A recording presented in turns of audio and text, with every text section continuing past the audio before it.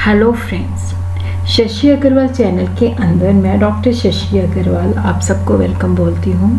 और आज का जो हमारा सब्जेक्ट है that is the business law, और जिसके अंदर हम बहुत ही इम्पॉर्टेंट जो टॉपिक है डैट इज़ द कंसिडरेशन, उसको स्टडी करेंगे। कंसिडरेशन के अंदर हम बहुत सारी एग्जाम्पल के साथ इसको अंडरस्टैंड करेंगे। जो इम्पॉर्टेंट केसेस है वो भी आई विल बी शेयरिंग। इसके अंदर हम देखेंगे कंसिडरेशन का मतलब क्या है and what are the elements of the consideration, क्योंकि बाकी जो तो टॉपिक है वो मैंने अपडेट किए हुए हैं। No consideration, no contract, exception जो है वो मैं इसके साथ ही जो है अटैच कर दूंगी ताकि आपको उसका पार्ट ढूंढने में कहीं पे भी प्रॉब्लम ना हो। और उसी तरह स्ट्रेंजर टू कंसिडरेशन और स्ट्रेंजर टू कॉन्ट्रैक्ट वाला जो मेरा वीडियो है वो भी मैं इसी के साथ अटैच कर दूंगी। इसके रिटर्न नोट जो है वो आपको मेरे ब्लॉग के अंदर अवेलेबल हो जाएंगे। और उसी तरह जिन स्टूडेंट्स का हिंदी मीडियम है, जिनको हिंदी के अंदर नोट्स चाहिए, तो वहाँ पे भी मैं प्रतिफल जो है अपने दूसरे channel Shashi Agarwal economics and law classes के अंदर डाल चुकी हूँ। उसके रिटर्न नोट भी मैंने वहाँ पे शेयर कर दिए हैं, तो वो लोग वहाँ पे चेक कर सकते हैं। अगर आपको मेरा ये एफर्ट जो है सही लगता है तो इस वीडियो को लाइक कीजिए, इसको शेयर कीजिए और मेरे चैनल शशि अग्रवाल को सब्सक्राइब कीजिए। तो सबसे पहले हम देखते हैं कि जो कंसिडरेशन है that is the foundation of every contract. Law के अंदर देखो, जो वैलिड कॉन्ट्रैक्ट होते हैं जिनके अंदर क्या है कि कंसिडरेशन होती है, उन्हीं को ही वो लॉ जो है उसके अंदर इन्फोर्स किया जा सकता है। और जो कॉन्ट्रैक्ट जो होते हैं विदाउट कंसिडरेशन होते हैं वो इन्फोर्सेबल नहीं होते, कुछ एक्सेप्शंस होती हैं। तो ये जो है सेक्शन 10 के अंदर ये one of the essential element of the contract है कि कॉन्ट्रैक्ट के अंदर कंसिडरेशन होनी चाहिए। कंसिडरेशन का मतलब होता है बदले में क्या, मैंने आपका काम किया है तो बदले में आपने मुझे क्या दिया। अगर मैंने आपकी पिक्चर पेंट की है तो आपने उसके बदले में मुझे 200 रुपये दे दिए और मैंने 200 रुपये में आपकी पिक्चर पेंट कर दी।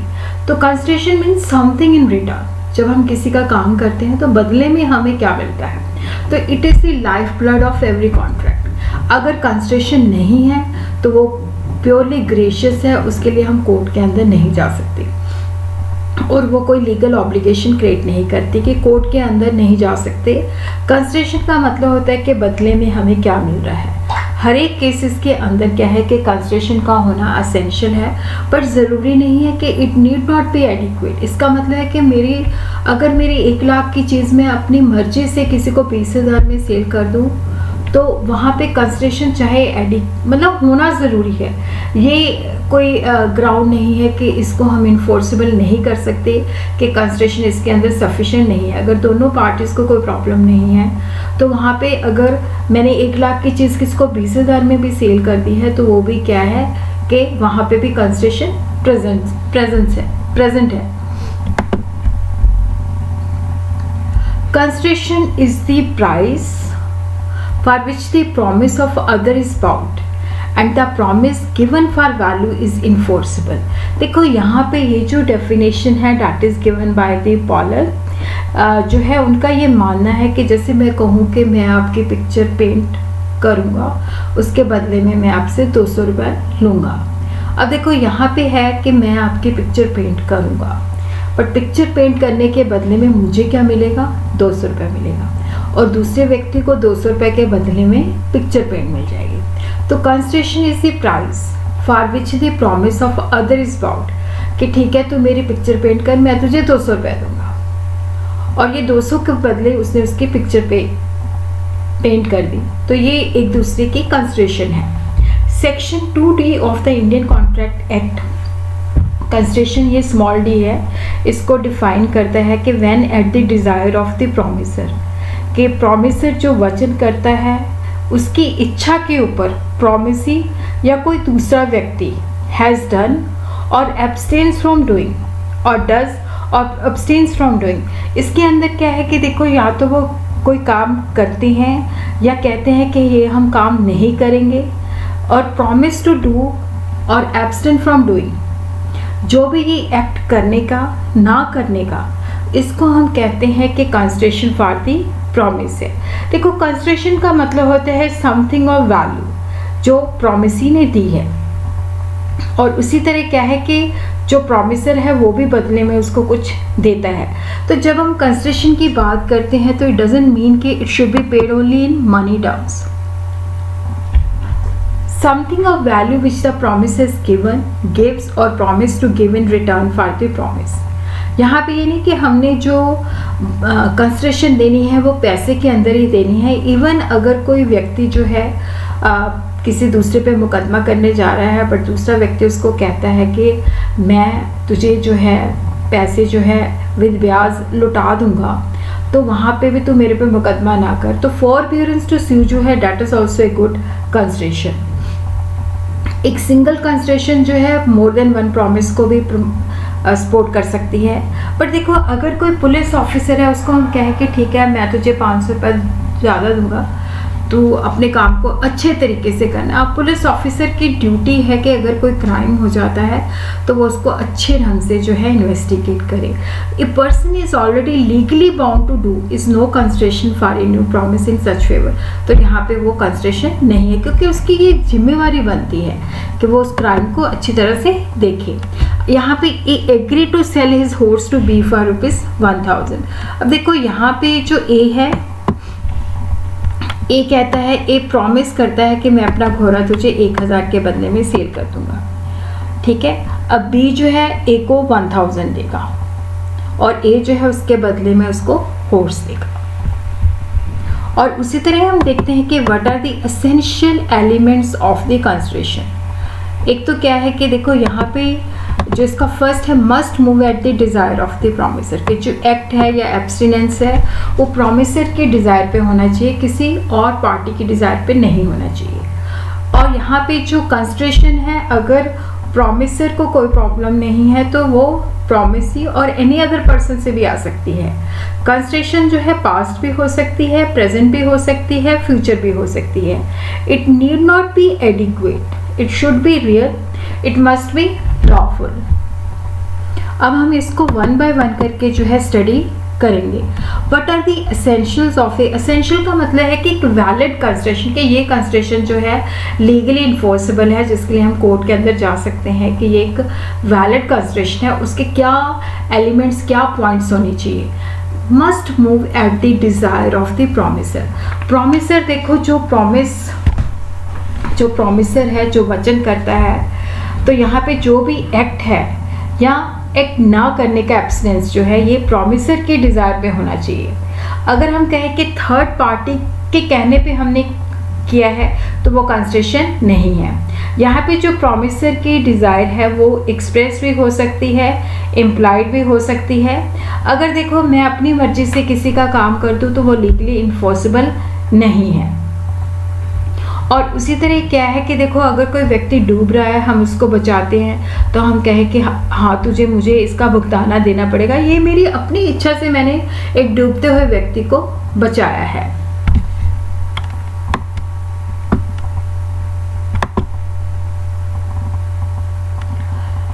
इसी के अंदर हम बहुत ही famous case Durga Prasad versus पालदेव है। यहाँ पे जो पी है उसने एक मार्केट का निर्माण किया, बट उसने एक कलेक्टर की डिज़ायर पे, देखो यहाँ पे पी ने एक बाज़ार बनाया, एक मार्केट बिल्ड की कलेक्टर की रिक्वेस्ट पे, कलेक्टर की डिज़ायर पे। अब पी जो है डी को कहता है कि जो भी तुम इस मार्केट के अंदर चीज़ें सेल करोगे तुम उस पर मुझे कमीशन दोगे, और डी प्रॉमिस टू पे D commission on the article sold in the market.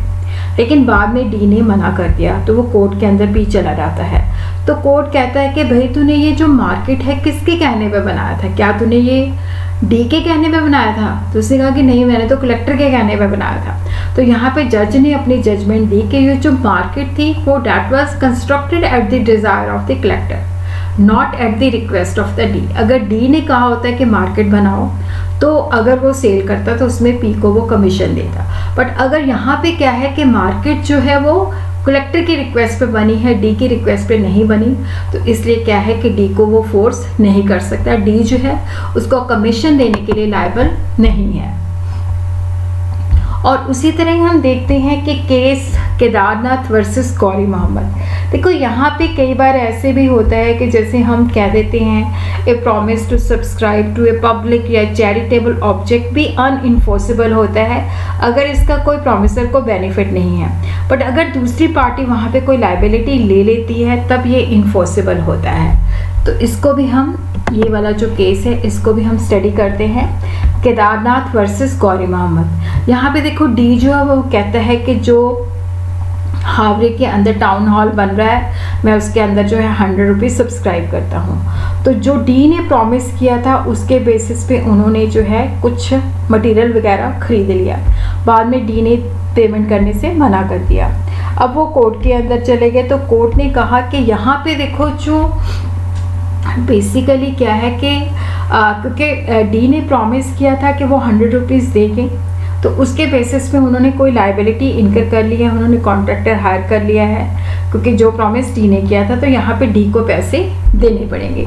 और उस तरह एक सिमिलर केस और हम देखते हैं कि जहाँ पे वो कोई लाइबिलिटी इनकर नहीं की थी तो वहाँ पे वो व्यक्ति जो था लाइबल नहीं था। अगर देखो अगर हम किसी को कहते हैं कि हम तुझे दान करेंगे, ये चीज़ें दान करेंगे, और अगर उसके बेसिस पे वो कोई लाइबिलिटी इनकर करता है तो वो इन्फोर्सेबल है। इन्फोर्सेबल का मतलब है कोर्ट के अंदर जाके वो हमसे रिकवर कर सकते हैं। इसी तरह केस अब्दुल अजीज़ वर्सेस मज़हम अली है, तो यहाँ पे डी जो है पी को प्रॉमिस करता है कि यहाँ पे एक मस्जिद बनानी होती है कि मैं दोबारा से भी जो उसकी रिपेयर वगैरह है उसके अंदर मैं 500 रुपये दूंगा। तो लेकिन वहाँ पे उन्होंने रिपेयर और कंस्ट्रक्शन का कोई काम शुरू नहीं किया, बाद में उसने पैसे देने से मना कर दिया। तो सेक्रेटरी जो था वो कोर्ट के अंदर चला जाता है, तो कोर्ट कहती है भाई तूने कोई लॉस नहीं सफ़र किया, डी ने कहा था 500 रुपये देने का, तूने कोई लॉस नहीं इनकर किया, इसलिए क्या है कि डी को इसका कोई बेनिफिट नहीं है तो डी से तू पैसे वसूल नहीं कर सकता। बट अगर सेक्रेटरी ने क्या है कि कुछ सामान उसके प्रॉमिस पे ख़रीदा होता तो उस सिचुएशन में डी से वो पैसे रिकवर हो सकते थे। तो सेकंड जो हमारा है that should move from the promisee और एनी अदर पर्सन। देखो यहाँ पे कंस्ट्रेशन जो है, अगर वहाँ पे कॉन्ट्रैक्ट के अंदर कंस्ट्रेशन है ये मायने नहीं रखता कि किसने दिया है। इवन ये प्रोमिसी जिसने वचन ग्रहता, या अगर प्रोमिसर को कोई ऑब्जेक्शन नहीं है तो थर्ड पार्टी से भी आ सकती है। तो यहाँ पे जो इंग्लैंड है वहाँ पे है कि कंस्ट्रेशन जो है सिर्फ प्रोमिसी से आनी चाहिए, स्ट्रेंजर से नहीं आ सकती।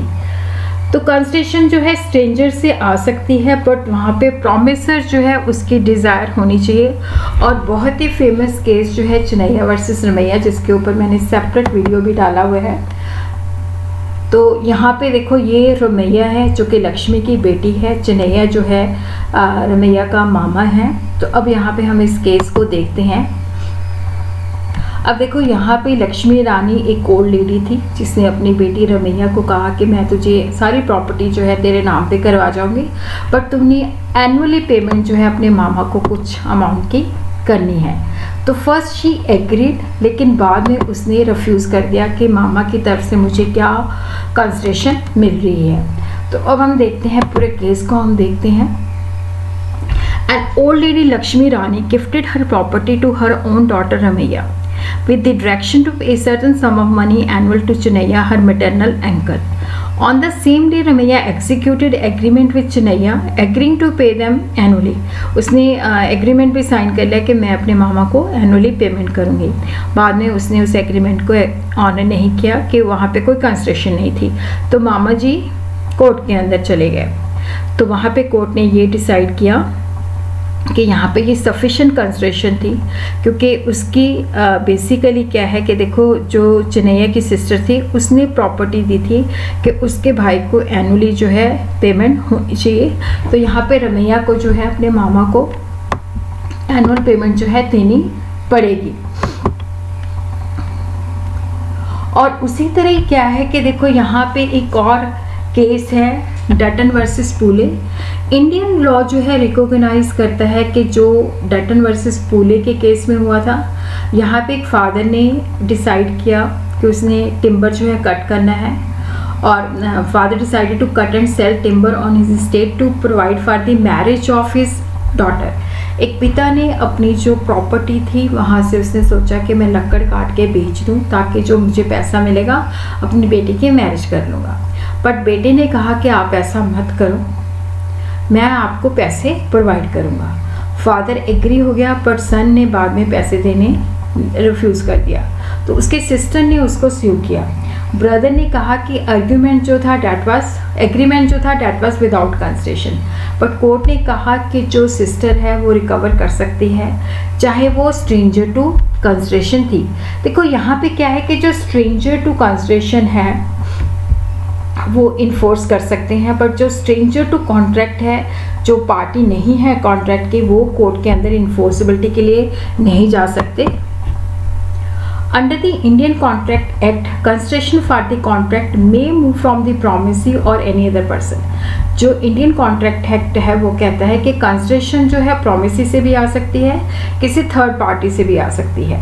स्ट्रेंजर टू कंसिडरेशन जो है वो कोर्ट के अंदर जाके उस कॉन्ट्रैक्ट को इन्फोर्स करा सकता है, बट इंग्लिश लॉ के अंदर क्या है कि जो कंसिडरेशन है वो प्रोमिसी से आनी चाहिए।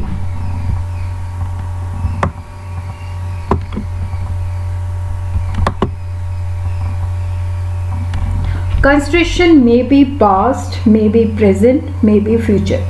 जैसे मैंने आपको पहले डेफिनेशन में बताया था, has done, abstain from doing और डज और abstain from doing, promise to do और अब्सटेन फ्रॉम डूइंग। ये यहाँ से शब्दों से हमें पता चलता है कि कंसिडरेशन जो है पास्ट भी हो सकती है, प्रेजेंट भी हो सकती है, फ्यूचर भी हो सकती है। देखो, अगर कंसिडरेशन फॉर पास्ट प्रॉमिस, जो हमने पास्ट में कोई प्रॉमिस किया था उसकी कंसिडरेशन आज हम दे रहे हैं, तो definitely that is a past consideration. जैसे शिव शरण वर्सेस केशव प्रसाद के अंदर एक लॉयर था, उसने अपनी प्रैक्टिस छोड़ दी, तो वो एक जगह पे एक व्यक्ति का उसने मैनेजर बन के काफ़ी देर काम किया। तो लैंड ओनर ने प्रॉमिस किया कि मैं तुझे जो है बाद में जो है भी तूने अपनी प्रैक्टिस छोड़ के मेरे पास मैनेजर का काम करना है, तो मैं तुझे जो है मतलब पेंशन जो है प्रोवाइड करूँगा। तो ये जो है गुड पास्ट कंसिडरेशन है। और उसी तरह देखो, जो प्रेजेंट कंसिडरेशन होती है कि जैसे एक्स ने वाई को कंप्यूटर सेल किया 30,000 का और वाई ने इमीडिएटली उसको 30,000 दे दिया, तो यहाँ पे दोनों पार्टीज ने साथ साथ अपनी जो है ऑब्लिगेशन एग्जीक्यूट कर दी। When the consideration for the promise is given simultaneously with the promise, it is called present consideration. Future consideration होती है कि यहाँ पे एग्जीक्यूटरी कंसिडरेशन होती है कि जो हमने फ्यूचर में, जैसे मैं कहूँ कि मैं आपको जो है दिसंबर के अंदर जो है जब मेरी फसल आएगी उसके अंदर से मैं आपको 100 क्विंटल शुगर जो 100 क्विंटल जो है राइस जो है at the rate of 500 rupees पर क्विंटल के हिसाब से प्रोवाइड करूँगा। तो बी कहता है कि ठीक है, उसी वक्त मैं आपको भुगतान करूँगा। तो ये फ्यूचर कंसिडरेशन है, क्योंकि ये कॉन्ट्रैक्ट हमने फ्यूचर में एग्जीक्यूट करना है। It need not be adequate. देखो, यहाँ पे जो कंसिडरेशन है उसका होना एसेंशियल है, ये मायने नहीं रखता कि वो सफिशेंट है या नहीं है। ये एडिक्वेसी जो है वो पार्टीज ने डिसाइड करना है।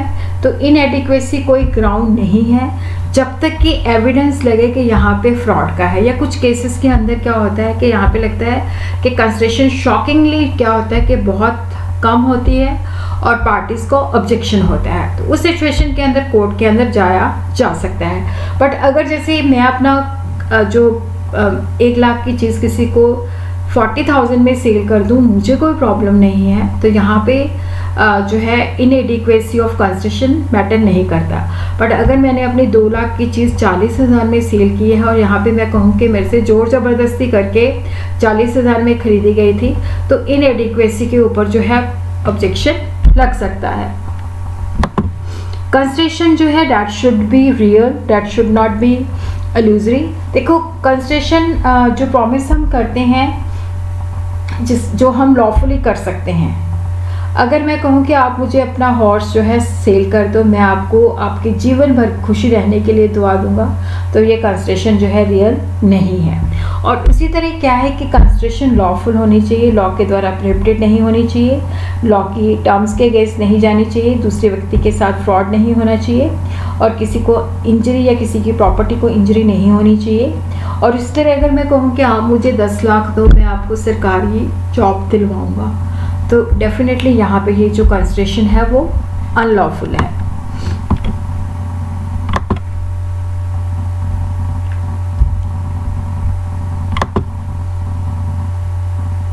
और ऐसा ही कि कंसिडरेशन जो है it must be something which the promisor is not already bound to do. कि जैसे हम कहें कि जैसे इस केस के अंदर कॉलिन वर्सेस गॉडफ्रे के केस में है कि पुलिस ऑफिसर को, देखो यहाँ पे क्या है कि पुलिस ऑफिसर को कहा जाता है कि मैं आपको पैसे दूंगा अगर आप जो है केस को अच्छे ढंग से जो है इन्वेस्टिगेट करोगे। ए प्रॉमिस टू पे money to a police officer to investigate into crime, the agreement was held to be invalid, क्योंकि ऑफिसर जो है उसकी पुलिस के अंदर है, उसकी ड्यूटी बनती है कि वो क्राइम की सही ढंग से जो है इन्वेस्टिगेशन करे।